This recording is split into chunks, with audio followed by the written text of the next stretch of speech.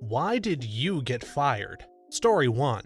A business I went to long ago was hiring and I got the job. Right after I signed all the paperwork, the department manager came in and asked who I was. I tell him I was just hired as a temp. The manager says he never authorized any hiring and fired both me and my boss on the spot. I did not work for this company at all, and they fired me. I had a similar experience. I was interviewing for a sales position and I made it all the way up the ladder through 3 different managers to the advertising director. Had a great interview. He told me I would be the future of this industry. Shook my hand, led me to the HR manager's office, clapped me on the back and said to her, "We're hiring him. Start the paperwork and I'll see you Monday." She was pregnant, tired, and annoyed. She looked at me with disgust and said, "We eliminated that position yesterday. We're not hiring anyone." I asked if the director or managers knew that. She said they should. What followed was an embarrassing 2 weeks of promises that they would make a spot for me and weak apologies from the hiring managers. Oof. Hired and fired within seconds. This happened to me too. I was in a mass application moment and one fast casual counter service restaurant was doing a mass hiring. They sent me all the "you're hired" emails and gave me the location for the first day of orientation. I showed up and they brought me and 5 other people back out in the hallway and told us we were cut and no reason was given. We were all sitting in the same row too, so there were just too many people called in apparently. Treat people with respect and people will want to work for you. Story 2. I was denied a raise by HR after consistently working 60 to 70-hour weeks, and my VP, who had supported and requested the raise for me, told me to stop putting in the extra time, work my 40 and spend that extra time applying to new jobs. Within a month, a meeting was called to mutually part ways because my work wasn't getting done. I was gratified to learn that they had to hire 2 people to do my job after I left. I hear this story often in the IT industry. It's weird, but I guess in IT there aren't always logistical blocks like some other careers. Payroll might be done for our current period, but enhancements to the payroll software can continue ad nauseum. What's sad is that most of these stories skip the part where their VP needs to be pushing for you to justify this level of effort. The second he recognized he didn't have the power to get you what you deserved, he said don't give it to him for free and get yourself what you can anywhere. That's a rare level of grace now. I do IT. The last 3 companies I've left all said they couldn't afford more IT staff. All 3 of them have at least 2 more IT people than they did when I left. One company went from 2 to 6 people. I guess you find out how valuable your IT guy is after they leave and you have no idea how to run your entire company. The IT industry is an absolute mess for workers. If it didn't pay so much, no one would want to work there. Story 3. I went to the emergency room instead of work, came back with an ER note and they said we won't be needing that. Can you come with us? I was 18 and it was my first full-time job. Earlier this year, I was hospitalized for a full work week for a miscarriage that had a lot of complications. My direct boss, a woman, was completely empathetic, and even though I'm a one-person team, she encouraged me to take off all the time that I wanted and needed. So I did, and took an extra week off after being released from the hospital to just process some things physically and recover. I'd needed blood transfusions and multiple surgeries beyond just a D&C. Also, couldn't walk around much and had almost no energy for anything except sleep. Anyway, about a month later, revenue reports came in for the previous month and there was a massive drop in revenue for my team, correlating directly with the period I was hospitalized and in recovery. While I was out, no one at work covered for me, so that work just didn't get done and it led to a big $0 for most of the month. My boss's boss, a man, then sent an angry accusatory email to me with my direct boss CC'd. They demanded to know why my team had done so poorly for the previous month and what I was going to do to step it up and make sure it never happened again, because whatever mistake I had made was completely unacceptable. Corporate America at its absolute finest. I was one of the top salespeople in a very misogynistic workplace. 1980s era, things were worse back then for women in sales. I also went out of the way to teach others how to sell, and I did not get paid for that. My child was 8 years old and asthmatic. The school called me and said I needed to get my son to the emergency room as fast as possible because he was not breathing well. I got my stuff together, told my supervisor what was going on, and started out the door as fast as I could. As I was leaving, my supervisor yelled at me that if I left, I would not have a job to return to. I yelled back at him, good luck with his sales crashing. This was before the Family and Medical Leave Act came into law. It is a good example of why we needed it. I've noticed a lot of businesses don't even think twice before firing hiring women. What the heck was going through that boss's mind? No, you can't take your child to the hospital. Our sales are more important. Story 4. My manager kept losing my class schedule. I worked at a Subway. I had class 2 days a week. Several times he put me on those days anyway. I gave him multiple copies every time. The owner took me off the schedule for calling out too much. When I showed the owner proof, he said it was too late and they already hired someone else. This was 12 years ago. I'm still mad. I always hated the take it off the schedule bull. Just fire me officially instead of taking the coward's route. This happened to me as well when I did not tell the general manager about a floor manager switching a product display TV to football one day. To be clear, she asked me, "Why did you not tell me?" So she already knew it happened and was mad that I did not say anything. So I got taken off the schedule because the other manager did something against policy and I did not narc. Same over here. I worked at a maternity store. I got super sick and was throwing my guts up for 4 days in the hospital. Later found out it was COVID. I had all the paperwork needed for it to not affect my work and my manager just ignored me, even hid in the back and locked the door when I showed up to figure out what was going on. Told her I was going to contact HR since I tried everything and nothing was being done, and that's when she finally responded saying she took me off the schedule because I was sick too much. This was the only time I ever called out. Needless to say, the place closed because they couldn't ever keep employees due to her. She caused an entire maternity store to close down? That's extra bad at a job. Story 6. His wife thought he was having an affair with the office manager. He asked me if I thought it was possible that he was having an affair with the office manager. I said, "It's possible, but I don't think that you are. I could see why your wife might think so too." I was 21 and naive as hell. Never should have said anything. Similar story. Was there for a week at a tiny restaurant and the owner was having an affair with the manager. Everyone there knew it too except for me. The owner made an inappropriate comment about me behind my back and the manager overheard, got mad, and hired a dude to replace me by that Friday. Karma clapped back pretty hard though. The sous chef of the place couldn't stand those nuts and gave me the number to the GM of the fine dining restaurant in a hotel. Would make my rent in a couple of nights. Heard later that his wife and kids left him and lost all his businesses around town, and his wife was actually a surgeon and the one who was giving him allowances to try to operate restaurants. Got addicted to drugs as well. It fell apart for him as usual. He deserves every bit of what happened to him. Story 7.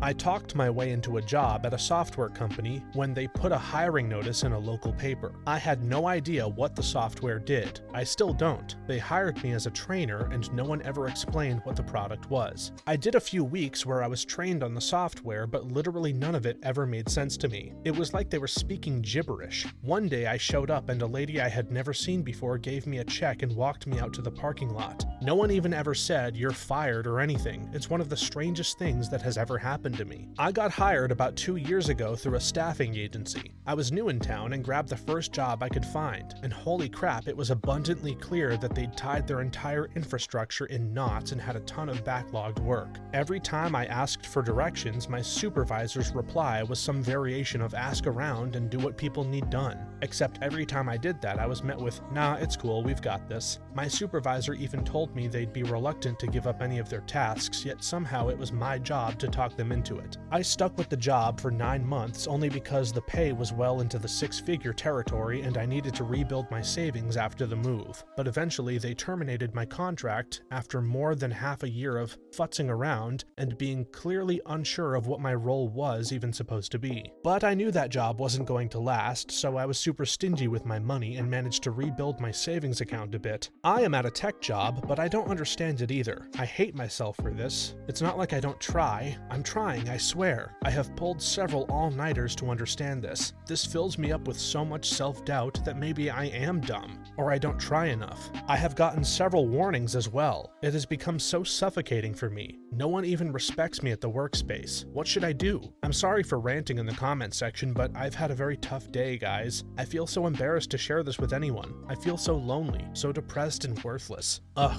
there are a few things worse than a company hiring you and then clearly not knowing what the hell to do with you. Story 8. I got fired once for putting in my 2-week notice. The only other time I've gotten fired was working for a trade company during the first week. I was a supervisor and there was a second supervisor on the site. I got a call that my wife had been rushed to the hospital, which was literally less than a mile away. I asked the other supervisor if I could go to attend to her, and he said, "Sure, no problem. I've got things here. Go." I returned to the job site later to find the boss there, and he let me go on the spot for leaving the team without a supervisor. He knew what had happened and still fired me. I won't lie, that one kind of pissed me off. Almost every company will do this. It's a huge liability for them to keep a person they know has no skin in the game and may be disgruntled. There's almost no upside to keeping you around unless you're the only person who knows how to do your business processes. Every time I've quit a corporate job for another one, it's "thanks for your service, we'll keep you on," until your PTO runs out, but don't bother coming in. That way, I get all the money I'm owed from the accrued PTO. They don't have to pay unemployment, and they don't have to worry about me burning the building down. Same. On my day off, I went and secured a new job 2 weeks from then so I could appropriately put in my notice. My new boss warned me that they, my old job, might let me go early just because. I go directly to my old job, write up my notice tendering my resignation, and be on my way the rest of the day. The next day I went to work, and about halfway through the shift, the old boss came up and said, "We'll accept your resignation immediately," and had security stand by while I gathered my things to walk me out in case I wanted to cause trouble. I just laughed and joked with security because we were kind of cool and said, "They just saved me 2 weeks of trouble and headaches." I had a grin while I was getting my stuff together. They did me a favor, went and stopped by the new job and said, "You were right, and I can start early if you want," and that was that. That's a pretty boss move. Story 9. I refused to come in 15 to 20 minutes early unpaid for my shift. I was always 5 to 10 minutes early, but they decided they wanted me there earlier. I carried on as normal as I was not coming in if I was not being paid. Turned up for a noon shift at 11:49 and no one would look at me when I arrived. Then I was thrown into a meeting and fired for being late. Was out the door before it even hit 12. It was the only time I've ever been fired. I wasn't fired for it, but I had a boss tell me to stop punching in before the actual beginning of my shift or later than the end of it, because she'd have to pay me those extra minutes and didn't have the budget to pay for what would end up being about an extra half hour at the end of the week. Fair enough, I thought, so I would wait by the puncher for the exact time, punch in, and then make my way through the grocery store to the bakery department. Same at the end of my shift, when I would make sure to leave a few minutes early to punch in at the exact minute my shift ended. She started complaining that I wasn't in the department for my whole shift, and threatened to cut it from my 15-minute breaks. Girl, it's not my fault the puncher is half a mile away. Either pay those extra 3 to 4 minutes so I can be in the bakery on time, or accept that I can't teleport myself. I had a job like that. They said it was mandatory to show up 10 minutes early unpaid to get ready for work. Someone objected, saying he wouldn't do it unless they paid him, and they said, "We're not making you do any work in those 10 minutes, so there's no reason to pay you." He responded, "Then there's no reason for me to be here 10 minutes early if you're not paying me, and I won't be doing any work." They threatened to fire him if he didn't show up 10 minutes early because it was mandatory. I actually have no idea what happened to him because it was a 3-story call center with hundreds of employees. As it turns out, the company was run by incompetent morons and went out of business about a year after it opened. They also did cool things like having mandatory raises where they give you a raise of 1 cent an hour. They had the gall to act like we should be thanking them for the 1 penny per hour extra, and calling us ungrateful for complaining about it. Tons of people quit after that. The only reason I don't was because I was in the process of getting divorced and was going to be moving across the state to go back home. It wasn't worth finding a new job because I would have worked there for maybe 2 weeks. I just stuck it out until it was time to move. Also, don't ever work in a call center. Not because most of them are crappy jobs, but because once you work in one, you can't ever get a job anywhere else. This job was in 2001 and I've worked exclusively in call centers since then because literally no other job calls me back when I job hunt. I literally can't work anywhere but a call center now, and it sucks. I mean, at least I've moved on from the garbage call centers for big companies and work at one that doesn't have any call metrics I need to meet. And hey, I also work in a skyscraper now, and that's kind of cool, sort of. This is pretty much the norm in places like Japan and South Korea. Unpaid overtime. Story 10.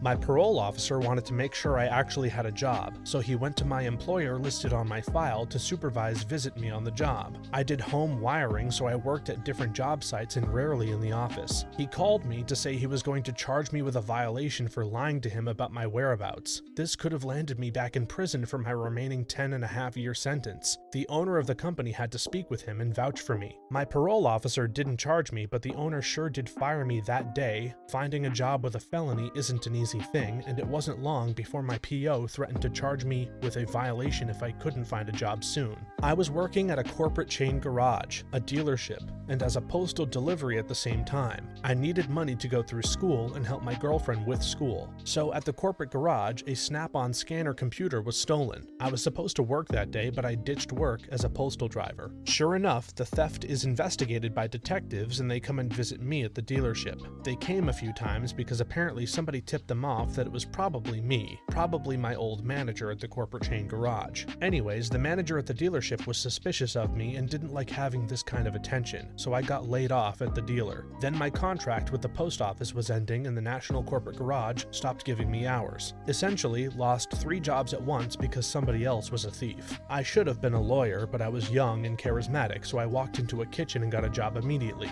Then started driving for deliveries and didn't miss a beat. But it messed up my side hustle of fixing imported cars and selling them locally. My cousin has had issues with jobs as a felon as well. People will get super excited to hire him because he's a skilled technician, but then ghost him after a background check. These places have nothing to do with the felony charge. For example, I understand not letting someone with a fraud charge work in your accounts payable department, but that should prevent them from working on a highway painting crew. Someone who tried to talk an underage teen into sex probably shouldn't be a high school teacher, but it seems weird to prevent them from working at a heavy industrial site containing exactly 0 underage teens. It's a pretty messed up system, all things considered. Story 11. Came down with bronchitis on a Sunday. The doctor provided a doctor's note and told me to return the following Monday. They terminated me Friday. Edit. I didn't want to share too much of my business, but people are saying I'm spreading misinformation when that's not true. I did not qualify for FMLA. I was sick on a Sunday and informed them on Sunday. Called Monday with a doctor's note with orders stating I was to return no earlier than the following Monday. My manager told me, "Okay, feel better." Friday came around and I received an email stating I was terminated effective immediately due to absences. This was my first absence. I asked if I qualified for FMLA. No. I asked if I could resign instead because I loved what I did and who I worked with. But no. You can be fired as an at-will employee for any time, for anything. I didn't mention the illegal outcomes, as I assumed that was implied with common sense. A very similar thing happened at my first office job. I tried to call out sick, but I was told I couldn't due to a deliverable that was due at the end of the week. Went to the doctor around the corner on my lunch break, who told me I had bronchitis and had to go home immediately. Told my work, had a note, got reprimanded, and was told not to do it again.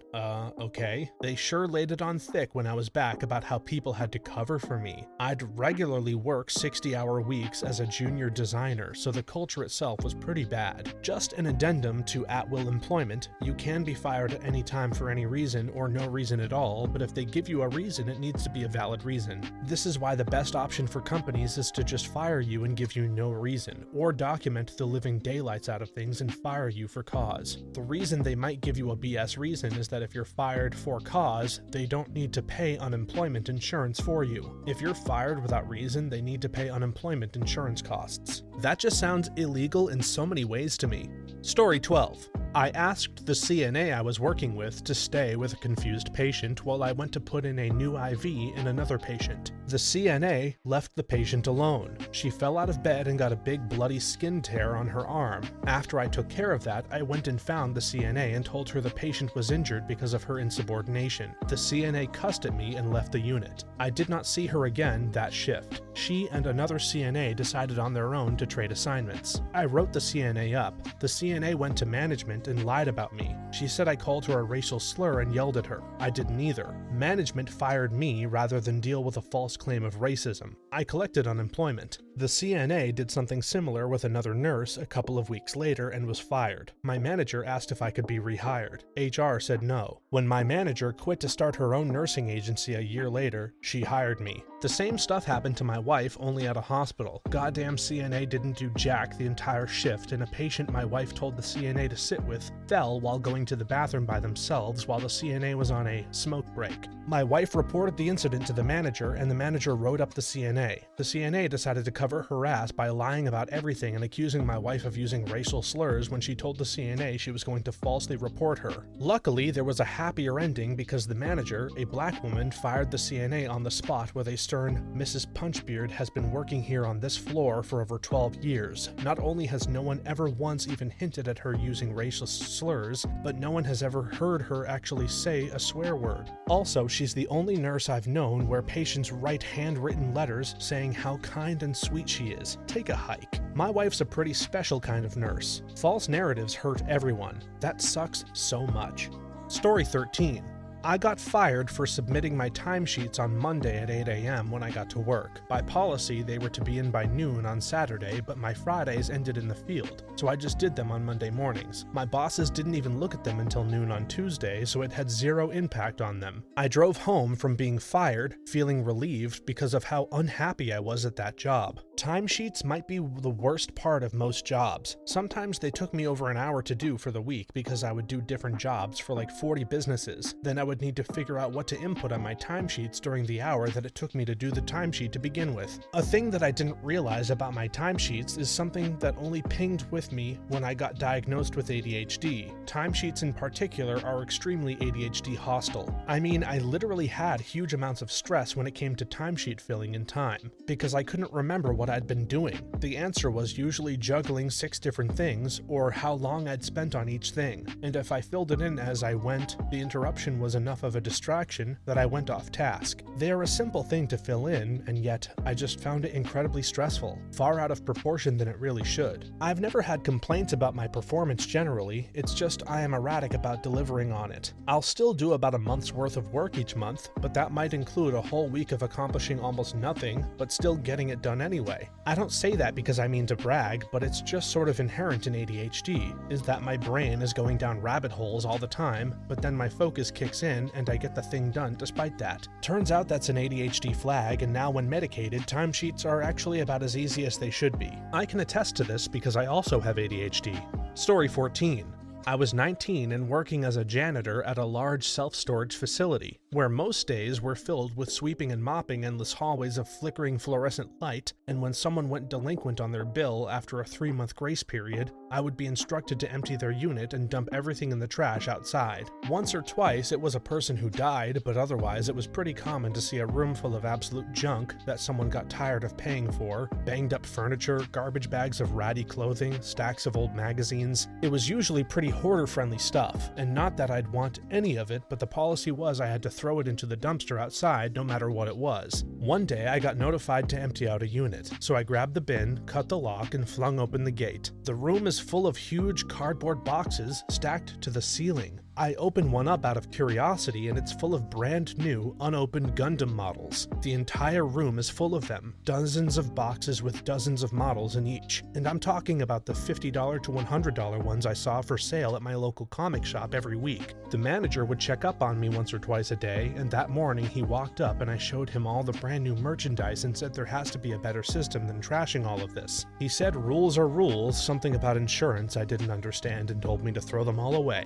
So I went and backed up one of the complimentary U-Haul style box trucks, picked a few models out for myself, and loaded it up in the truck with the rest of it. On my lunch break, I drove over to the Children's Resource Center where I'd volunteered at during high school. It's a place where any child, but usually the poorer ones, would go after school for arts and crafts and activities to keep them busy until their parents got home. The people at the drop-off dock were so grateful before I even left, they were handing them out to some extremely excited kids. Drove back to the self-storage place with enough time to eat a sandwich and smoke a cigarette before clocking back in. But that's not why I got fired. I got fired because the manager came to check on me that afternoon, and after a while of looking around, found me sitting cross-legged on the floor of the janitor closet with model parts spread all around me, happily assembling a sweet translucent Zaku model. I was so entranced I didn't even hear him come in. I just heard this long drawn-out exasperated sigh. I looked up and he just said, "Keys," and that was that. that. I spent the rest of the week assembling Zaku's and Valkyries and lying to my parents about getting replaced with a Roomba. Lied about robots taking your job so that you could build robots. That's a good one. Story 15. I was a brand new engineer out of college, like green. I got a job offer at an aircraft factory, Cessna, a Textron company, as a quality engineer. I had been an intern for 3 years and they helped me through school. I worked in a projects group designing new floor layouts and how these business jets flowed through the process. I had always received good performance reviews, and that is why my internship turned into a scholarship and into a job offer. When I started full-time, I was assigned to a facility across town that did sheet metal stuff. I remember walking into the office on my first day and introducing myself to my new manager. She immediately turned away, refused to shake my hand, and ignored me. The next 6 months were the same. She legit would not speak to me, would not give me projects, would not schedule one-on-ones to give me any directions, and if I was on an email chain and she was looped in, she would take me off. I would walk over to her and she would hunch her back and try to cover what she was working on so I couldn't see, as if it was some big secret. Finally, I got involved in some continuous improvement projects. I was asked by our director to run a few special projects and I started, in my opinion, really finding a groove. Finally, she pulled me into a conference room and yelled at me for 2 hours. Yes, 2 hours about how I was not doing the things she wanted me to do. She gave me a self-help book and told me I needed to read it and tell her what was wrong with myself, and she terminated me without HR or anybody else knowing. To this day, I never knew what her problem was or why she hated me from the moment I introduced myself. I have a wonderful and successful career and currently manage quality for 4 factories in a Swedish conglomerate, and if I ever see her again, I will tell her how I have modeled my management style after promising myself I would never be like her. My employees always know what is expected of them, how they will know if they are succeeding, and where they can go for help if they are not. That's pretty extreme. I wonder what her problem was. Story 16. Was on the edge of a serious burnout and had sick leave for 2 weeks. The day I returned, I got fired. This all after I had pretty much given my all for 1.5 years, working 10 to 14 hours every single day, working from home and not having a private life at all. That's how I learned that you should never give too much at a job. It's just a job and they won't thank you for anything at the end of the day. I feel your pain. I worked 10-hour days with no breaks for 1.5 years at a family-run skip company. I had to cycle 6 miles to get there, was never late, and was spoken to / treated like dirt by my manager and the owner. I was doing the work of 3 people and was doing it well. I burnt out over Christmas and had to have 4 days off, exhausted and anxious. When I returned, I was sacked on the spot. Too much sickness. The previous summer, 2 brothers working there beat the ever-living crap out of one of the lorry drivers and were not even reprimanded. I enjoy your sentiment. Never give too much at a job. And I'll add, no amount of money is worth compromising yourself. Never marry your job or company. They'll divorce you in a heartbeat and never look back. Thanks for watching until the end. If you have a similar story that you would like to share with us, please leave it in the comments below. If you enjoyed this video, please leave us a like and subscribe. For more videos like this one right now, please stop by our channel. Thanks again, and see you next time.